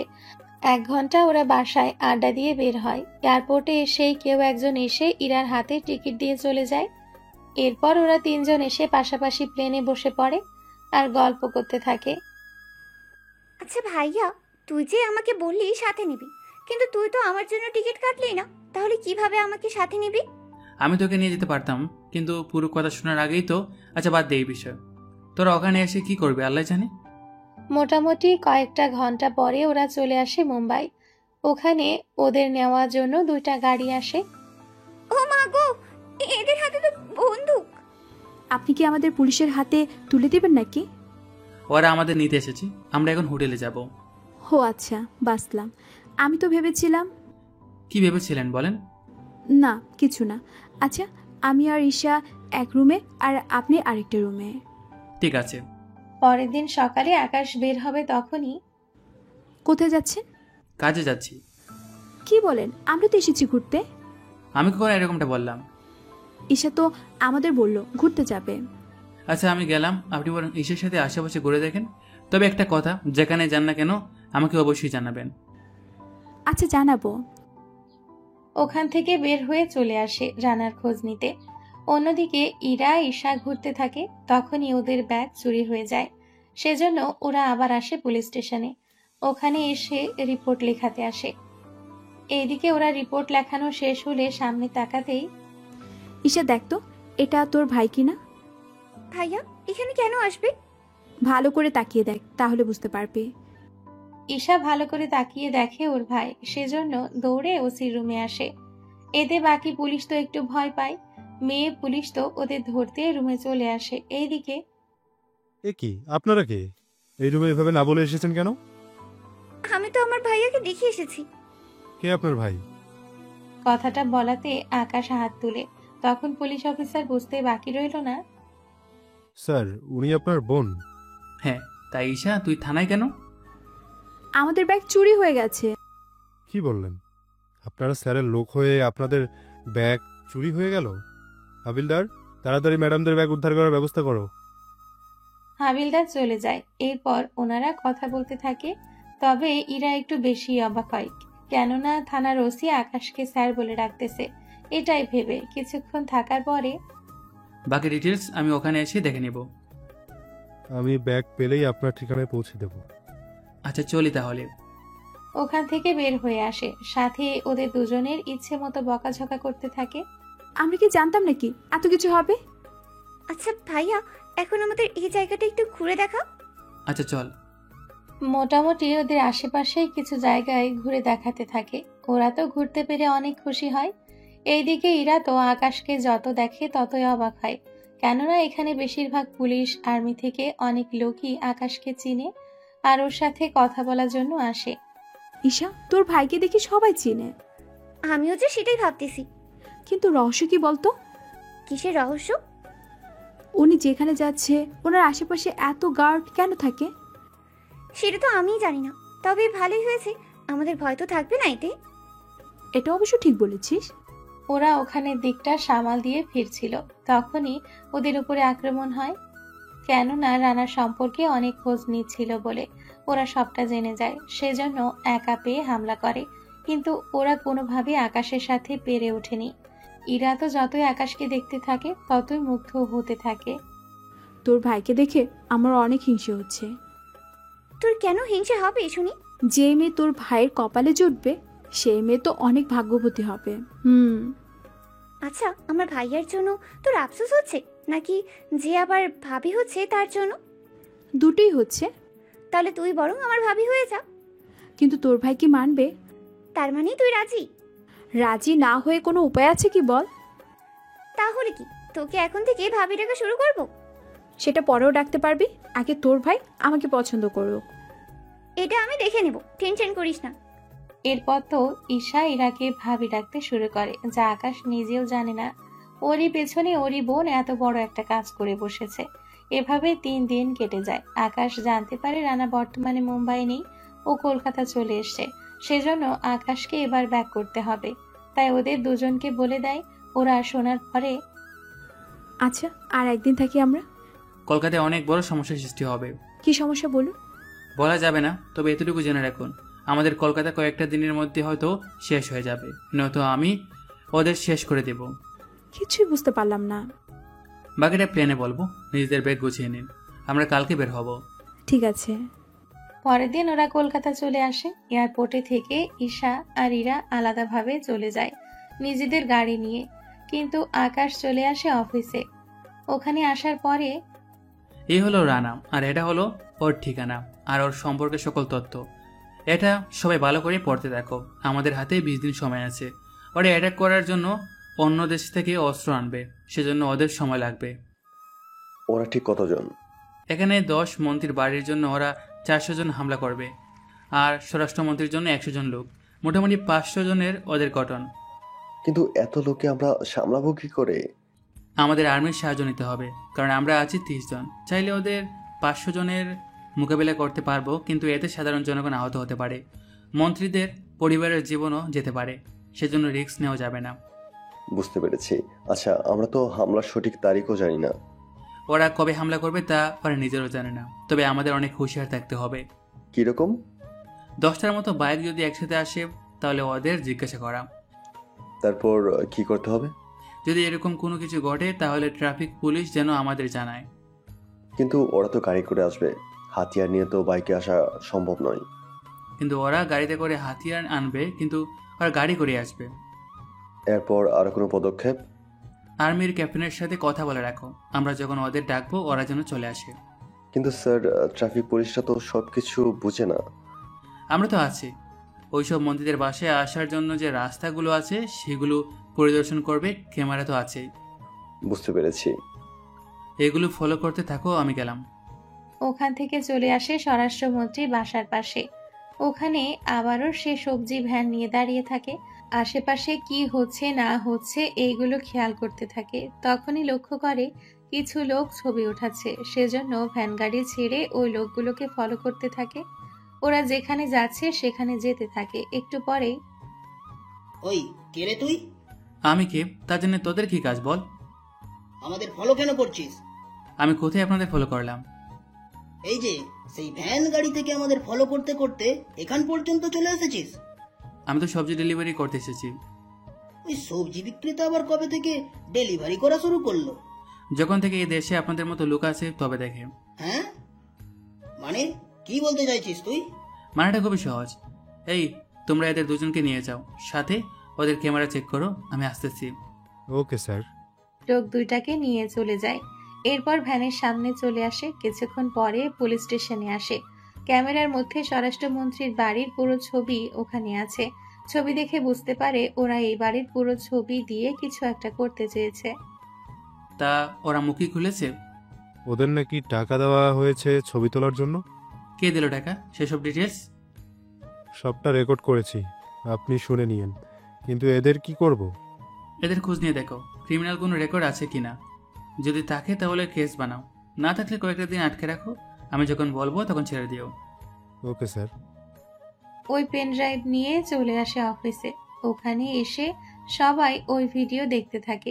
দেখার পরে, তাহলে বুঝতে পারলে তো, ওরা কিন্তু সবগুলোর বাড়ির এরকম করে ছবি নিচ্ছে, যেন কোথায় কি আছে তা জেনে নিয়ে অ্যাটাক করতে পারে।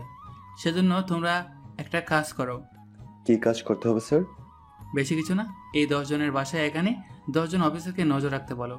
কোনো গরমিল দেখলেই যেন কল করে। ঠিক আছে, আমি বলে দিব। ওখান থেকে রাত 10টায় বাসায় ফিরেই তোর সবার বকাবকি শুনতে থাকে। সত্যি মা, তোমার ছেলে কখনো শোধরাবে না। আমি আবার কি করলাম? আমরা এসেছি সকালে আর তুই এখন বাসায় ফিরছিস। আরে বোন, কাজ ছিল আমার। বুঝেছি, একটা ভাবিয়ে নিয়ে তোকে সোজা করতে হবে। আমাকে কি কোনো দিক দিয়ে বাঁকা মনে হচ্ছে নাকি? হেয়ালি করবি না ভাইয়া। ঠিক আছে, করলাম না। আমু, এখন যা বলার তুমিই বলো। আকাশ, তোর সাথে কিছু কথা আছে। কি কথা? তোর জন্য মেয়ে দেখতে যাব কালকে। হঠাৎ মেয়ে কেন? তুই কি চাস আমি এই বাসায় কাজ করতে করতে মারা যাই? এতগুলো লোক থাকতে তুমি কোনো কাজ করতে যাও? তুই যদি চাস আমি ঠিক থাকি তাহলে তোকে বিয়ে করতে হবে এই মাসে। আব্বু এই মাসটা শেষ হলেই বিয়ে করব। ঠিক আছে, আমরা তাহলে মেয়ে পছন্দ করে রাখি। এই মাস শেষ হওয়ার 4-5 দিনের ভিতরে তোর বিয়ের ডেট ঠিক করলেই হবে তো? তোমাদের যেমন খুশি তেমনই করো। আমার এই মাসে অনেক প্যারা। মেয়ে দেখা থেকে যা যা করা লাগে তুমি, বাবা আর ঈশা করে নাও। ঠিক আছে, পরে কিন্তু বলতে পারা মেয়ে কালো বা পছন্দ হয়নি। তোমাদের উপরে আমার পুরো বিশ্বাস আছে। আচ্ছা, আমি ঘুমাতে গেলাম। আকাশ ঘুমাতে চলে যায়। এইদিকে ঈশা তো ইরাকে কল দিয়ে জানায়। তারপর ইরা ওর বাবা মার সাথে কথা বলে। ঈশাকে আবার কল দিয়ে আসতে বলে। পরের দিন আকাশ ওর কাজে যায়, সাথে ওর পরিবার আসে ইরার বাসায়। তবে ইরার বাসায় এত সিকিউরিটি দেখে ওনারা একটু বেশি অবাক হয়, কারণ ইরার বাবাই তো স্বরাষ্ট্রমন্ত্রী। ওনারা ভেতরে এসে কথা বলতে থাকে, কথা বলে ওনারা সবটা ঠিক করতে থাকে। ওর বাবা মা যে রাজি হয়েছে এটা শুনেই তো ইরা অনেক খুশি। বেয়াই, এই মাস তো শেষ, তাহলে বিয়ের ডেট ঠিক করি। আসলে এই মাসটায় সমস্যা আছে কিছু? আমার ছেলেও তাই বললো। ওর এই মাসে কাজ নিয়ে কি যেন ঝামেলা চলতেছে, সেজন্য পরের মাসে প্রথম সপ্তাহে বিয়ের ডেট ঠিক করি। বিয়ের ডেট ঠিক করে, তারপর ওনারা ইরাকে একটা ডায়মন্ড রিং পরিয়ে দেয়, এর সাথে একটা ডায়মন্ডের নেকলেসও পরিয়ে দেয়। পরানোর পর বিয়ের তারিখ ঠিক করে। ইরা তো অনেক খুশি, এত দামি জিনিসের জন্য আর সুন্দর নেকলেসের জন্য। বিয়ের তারিখ তো ঠিক করলাম, কিন্তু আপনাদের ছেলে কি কাজ করে? ও তো কাজ করে না, আমার বিজনেস দেখাশোনা করে। হ্যাঁ, আপনাকে তো আমি চিনি। আচ্ছা, আপনার ছেলের কোনো ছবি আছে কি? বাবা, তুমি বিয়ের দিনই ওকে দেখে নিও। তাছাড়া আমি যখন পছন্দ করেছি তখন তুমি নিশ্চিন্তে থাকতে পারো। আচ্ছা, আমরা তাহলে চলি এখন। আচ্ছা, দুপুরে খেয়ে তারপর বের হবেন। এখন চলুন বাড়িটা ঘুরে দেখাই, যদিও আপনাদের তুলনায় আমাদের বাড়িটা অনেকটাই ছোট। এভাবে বলে না মা, বাড়ি তো বাড়িই হয়। এরপর ওনারা বাড়িটা ঘুরে দেখার পরে দুপুরে খাবার খেয়ে চলে আসে ওখান থেকে। ওনারা যাওয়ার পরে, তা ইরা, ছেলে কেমন তা দেখলাম না, আবারও কোনো কাজও করে না। তবে আমি এটা বুঝতে পেরেছি ও কোনো সাধারণ ছেলে না। তুই কি করে বুঝলি? আচ্ছা, ওই ছেলে কি আমার পরিচয় জানে? আমার নামের বাহিরে আর কোনো কিছুই জানে না। ওর ছোট বোন ঈশা আমার বান্ধবী বলে আমাকে চিনে। তবে একটা কথা কি জানো? কি কথা বল। ঈশা নিজেও কিন্তু জানে না তোমার পরিচয়, কিন্তু আজকে জেনেছে। তবে এর চেয়ে বড় কথা হলো, আকাশের সাথে যে আমার বিয়ে ঠিক করেছে ওর বাবা মা, এটা কিন্তু আকাশ জানে না। এসব কি বলছিস? আচ্ছা, দেখছি তোর আবার ক্ষতি না হয়ে যায়। আব্বু, তুমি এতটুকু বিশ্বাস রাখতে পারো, ওই বাড়ির সবাই অনেক ভালো। তুই খুশি হলেই আমিও খুশি। এইদিকে ঈশা ওর বাবা মার সাথে বাসায় চলে আসতে থাকে। পথেই ওনারা আকাশকে দেখতে পায় কিছু লোকের সাথে। পাশে পুলিশের অনেক বড় বড় অফিসার দাঁড়িয়ে আছে, সেজন্য ওনারা ওইদিকে যেতে থাকবে। কিছু পুলিশ ওনাদের আটকায়। ওইদিকে যাওয়া যাবে না, আপনারা অন্য দিক দিয়ে যান। আমার ভাইয়া সামনে দাঁড়িয়ে আছে, আমি ওনার কাছে যাব। কে আপনার ভাই? ওই যে সাদা শার্ট পরা। আকাশ স্যার আপনার ভাই? আচ্ছা দাঁড়ান, আমি স্যারকে ডেকে দিচ্ছি। জি, তাড়াতাড়ি করুন। উনি এসে আকাশকে জানায়, সেজন্য আকাশও চলে আসে ওদের কাছে। বাবা মা, তোমরা এখানে কেন? আমরা তোর জন্য মেয়ে ঠিক করলাম, কথাবার্তা বলি বিয়ের তারিখ ঠিক করে তারপরেই আসলাম। তা ভাবি ছবি কি দেখবি তুই? না থাক, একসাথে দেখে নেব। কিন্তু তুই এখানে কেন? কিছু কি হয়েছে? কই না তো। তাহলে ওদের সাথে দাঁড়িয়ে আছিস কেন? আমার কাজ আছে, তোমরা যাও সাবধানে। যাচ্ছি আমরা, তাড়াতাড়ি ফিরে আসিস। ঠিক আছে, চলে আসবো। সন্ধ্যের দিকে কাজ শেষ করে চলে আসে বাসায়। এইদিকে গল্পের মেইন ভিলেনের খবর তো আপনারা এখনো শুনলেন না। চলুন এবার ভিলেনের খবর শুনে আসি। এইদিকে কাজ কত দূর এগোলো? বস, কাজ তো অনেক দূর এগোলো, অস্ত্র তো সব আনা হয়েছে আমাদের। তাহলে হামলা করব কখন? বস, এই মাসের শেষের আগেই হামলা করব। তা ফোলাফাইন কি সব রেডি? একটা সমস্যা তো হয়ে গেছে বস। কি হয়েছে বল। বস, পুলিশ তো মনে হয় সবকিছু জেনে গেছে। কিভাবে জানলো? তা তো জানি না, কিন্তু শহরে কয়েকটা দিন ধরে দেখতেছি পুলিশ অনেক বেশি চেকিং করতেছে। তাহলে কি ওরা জেনে গেল? আমারও তাই মনে হয়। তবে ওরা এটা জানে না আমরা ঠিক কত তারিখে হামলা করব আর ঠিক কার কার বাসায় হামলা করব, এটা কিন্তু জানে না। এতটুকু না জানলেও চলবে, তবে আমাদের লোক আনবো কি করে? আপনি কোনো টেনশন নেবেন না বস। টেনশন তো হচ্ছে। নতুন জায়গা বলে কথা, তবে চিন্তা করবেন না বস, আমি যে কোনো ভাবেই লোক নিয়ে আসব। সময় তো আর 7 দিন আছে। আমি বিভিন্ন জায়গা থেকে লোক নিয়ে আসব, তাও আলাদা আলাদা ভাবে। ঠিক আছে, লোক রেডি হলেই আমরা অ্যাটাক করব। ঠিক আছে বস।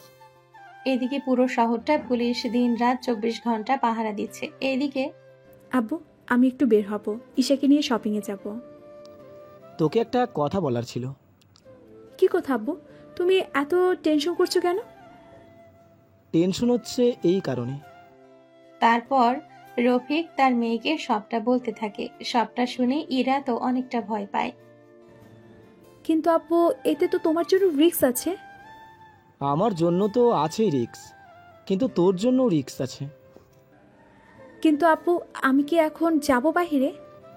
তোর সাথে সিকিউরিটি নিয়ে যা। আমি কোনো রিস্ক চাই না। বিয়ের সব কেনাকাটা করে নিবি। ঠিক আছে আব্বু। এইদিকে ঈশার সাথে দেখা করে ওরা বিয়ের শপিং করতে থাকে। ইরার সবকিছু কেনাকাটা করা শেষ। এইদিকে ইরা আকাশের জন্য সবকিছু পছন্দ করে কিনে দিতে থাকে। ওদের সাথে সিকিউরিটিও ছিল। কেনাকাটা শেষ হওয়ার পরে আচ্ছা, তুমি তাহলে বাসায় যাও এখন, আমি তোমার সাথে কিছু সিকিউরিটি পাঠিয়ে দিচ্ছি। সিকিউরিটি লাগবে না, ভাইয়া কিছুক্ষণ পরেই চলে আসবে আমাকে নেওয়ার জন্য। তুই বরং সিকিউরিটি নিয়ে চলে যা। পরিস্থিতি কিন্তু অনেক খারাপ। কিরকম পরিস্থিতি? এখন বলা যাবে না, অনেক রিস্ক। আচ্ছা, আমি গেলাম, তুইও কিন্তু সাবধানে যাবে। যাব। ইরা সিকিউরিটি নিয়ে চলে যায় ওর বাসায়। এইদিকে ঈশাকে নেওয়ার জন্য আকাশ আসে শপিং মলে। তোর হয়ে গেছে কি? হ্যাঁ ভাইয়া, কিন্তু তুই এত লেট করলি কেন? কি করবো, দেশের যা পরিস্থিতি।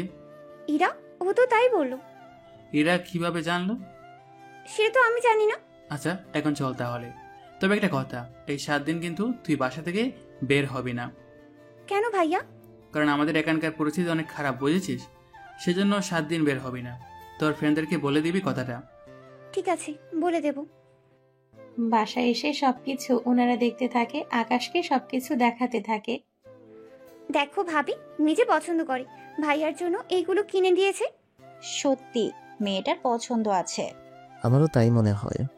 বুঝলাম না, বিয়ে না হতে দেখি সবাই মেয়েটার পক্ষ নিতে শুরু করলে।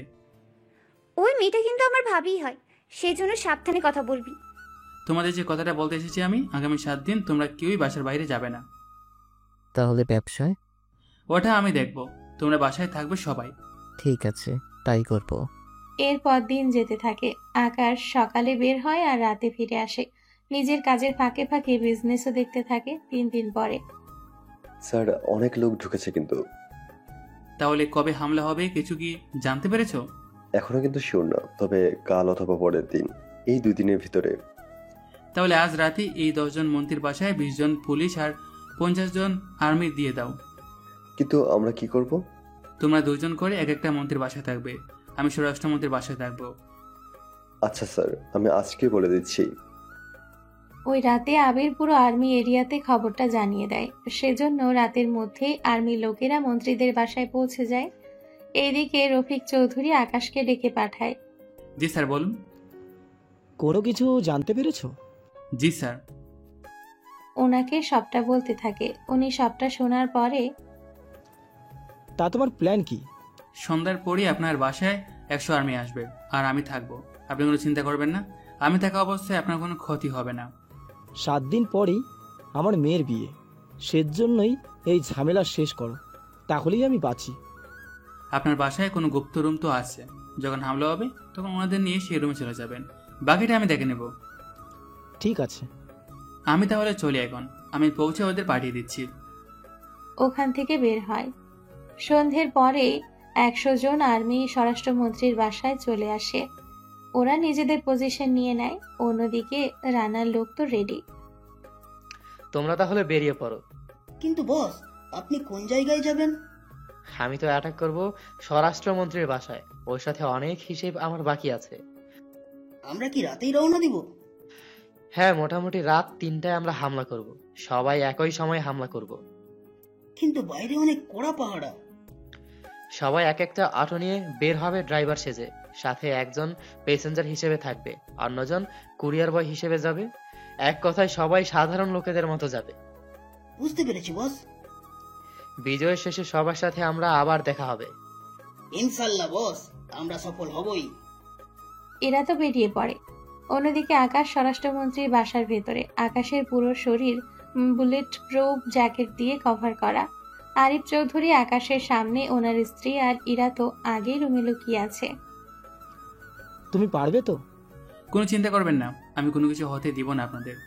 রাত 3টায় হঠাৎ করে বাহিরে গুলি আর গাড়ির শব্দ শোনা যাচ্ছে, সেজন্য রফিক চৌধুরীকে গুপ্ত রুমের সামনে নিয়ে আসে।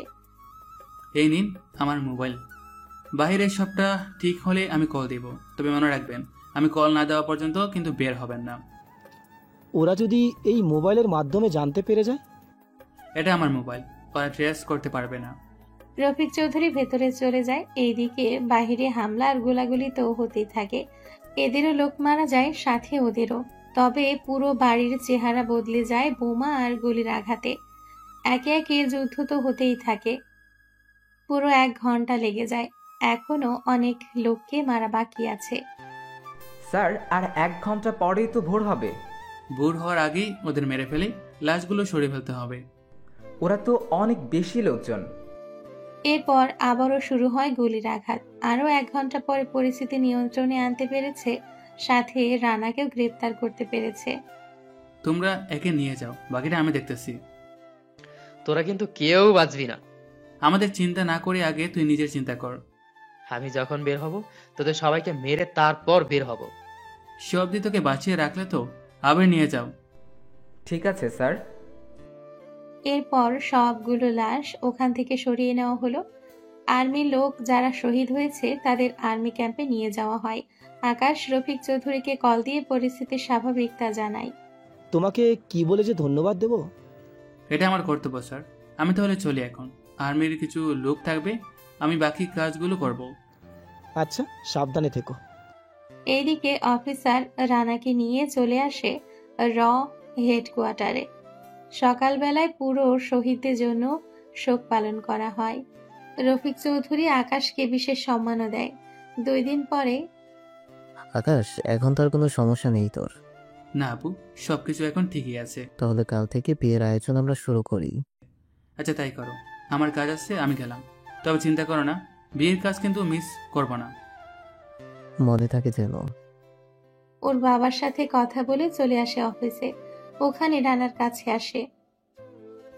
আচ্ছা, তোকে প্রাণে বাঁচতে দেব, তবে তোকে বলতে হবে কে কে আছে তোর সাথে, বা নতুন করে আবার কোনো হামলা তোরা করবে কিনা সে সম্পর্কে বল। এইগুলো আমি জানি না। ও তাই নাকি? যদি তুই নাই জানিস তাহলে তোকে বাঁচিয়ে রেখে আমার তো কোনো কাজই আসবে না। ঠিক বলছেন স্যার, ওকে বাঁচিয়ে রেখে কোনো কাজে আসবে না। তাহলে কি স্যার মেরে ফেলবো? আমাদের অফিসারের পাশেই তো একটা অ্যাসিডের ফ্যাক্টরি আছে, ওখান থেকে 40 লিটার অ্যাসিড নিয়ে আসো। তারপর ওকে একটা ড্রামে ভরে সে অ্যাসিড ঢেলে দাও, যেন ওর অস্তিত্ব না পাওয়া যায়। ওকে স্যার, তাই করব। এই না না, এরকমটা করিস না। সত্যি আমার আর হামলা করব না। যাক, ভালো হয়েছে। ওখানে রানার সাথে কথা বলে চলে আসে। 2 দিন পরে বর সেজে ইরার বাসায় আসে। তবে বাসাটা চেঞ্জ করা হয়েছে, কেননা রফিক চৌধুরী বাসা তো প্রায় অকেজো হয়েছে। সেজন্য বড় একটা কমিউনিটি সেন্টারে করা হয়েছে। ওখানে রফিক চৌধুরী আকাশকে দেখে, এ কি আকাশ, তুমি এখানে? তুমি কি ওকে চিনো? চিনবো না কেন? আরে ওই তো। স্যার, আপনার মেয়ের বিয়ে আজকে? হ্যাঁ, কিন্তু তুমি এখানে কেন? আমিও তো এসেছি বিয়ে করতে। তুমি বিয়ে করতে এসেছো? কিন্তু কোণে কোথায়? কিন্তু কনে তো আমি দেখিনি, আমার বোন বলতে পারবে, আমি ওকে ডেকে আনছি। এইদিকে ইরা তো হাসতে থাকে আকাশের কথা শুনে। ইরা ওখানে আসার পরে, আরে ঈশা, তোমার ভাই কোথায়? আঙ্কেল, এটাই তো আমার ভাই। কি? ও তোমার ভাই? কেন আঙ্কেল, কিছু কি হয়েছে? কথাটা শুনে রফিক চৌধুরী আকাশকে জড়িয়ে ধরে। কিন্তু কেন জড়িয়ে ধরে তা তো আপনারা জানেন। সত্যি আমার বিশ্বাস হচ্ছে না। তোমার মতো একটা ছেলের হাতে আমার মেয়েকে তুলে দিতে পারবো। আপনার মেয়ের সাথে মানে?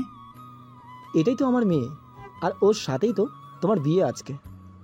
আকাশ কথাটা শুনে ইরার দিকে তাকায়। ইরা তো মুচকি মুচকি হাসতে থাকে, সাথে ঈশাও। ঈশা, তুই এতদিন ধরে বলিস না কেন? আমি তো বলতে চেয়েছি, কিন্তু তুই তো শুনতে চাসনি। আসলেই তো দোস্ত আমারই। আচ্ছা আব্বু, তুমি কি ওকে চিনো আগে থেকে? চিনি মানে? আরে ওই তো আমাদের বাঁচিয়েছে। কবে থেকে? আগে তোদের বিয়েটা হোক, তারপর আমি সবটা বলতেছি। ইরা তো আকাশের দিকে অবাক হয়ে তাকিয়ে আছে। আকাশ কোনো কিছুই বলছে না। কিছুক্ষণের মধ্যে বিয়ে হয়ে গেল। বাকিরা চলেও গেল খাবার খেয়ে। সন্ধ্যের পরে পরিবারের সবাই একসাথে বসলো কথা বলার জন্য। আব্বু, এখন বলো, তুমি কি ওকে চিনো কিভাবে? বলে দেবো কি সবটা? ওকে জিজ্ঞাসা করছো কেন? তুমি বলো, তুমি ওকে চেনো কিভাবে? আমি প্রথমে চেয়েছিলাম ওর সাথেই তোর বিয়ে দেব। তাহলে কেন দিলে না? তুই না বলেছিলি তুই কাউকে ভালোবাসিস, সেজন্যই তো আমি ওকে কিছু বলিনি।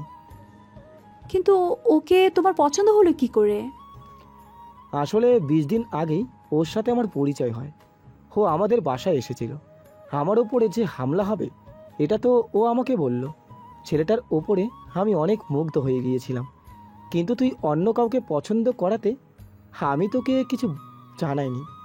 ইরা আমাকে পছন্দ করতো? জি স্যার, আমি তোমাকে পছন্দ করতাম, কিন্তু এতটাই দুর্ভাগ্য যে আমি যে ওনার মেয়ে এইটাই তুমি জানো না। আসলে আমি জানতামই না। আমিও জানতাম না আমার এই পছন্দ করা ছেলেকে আমার মেয়ে ভালোবেসে বিয়ে যে করবে। তবে আমি কিন্তু এখনো জানতে পারিনি আমার হাজবেন্ড কিসের জব করে। আমার একমাত্র মেয়ের জামাই একজন রাও অফিসার। সত্যি আকাশ, আমি অনেক ভাগ্যবতী যে তোমার মতো একজন রো অফিসারের বউ হতে পেরেছি।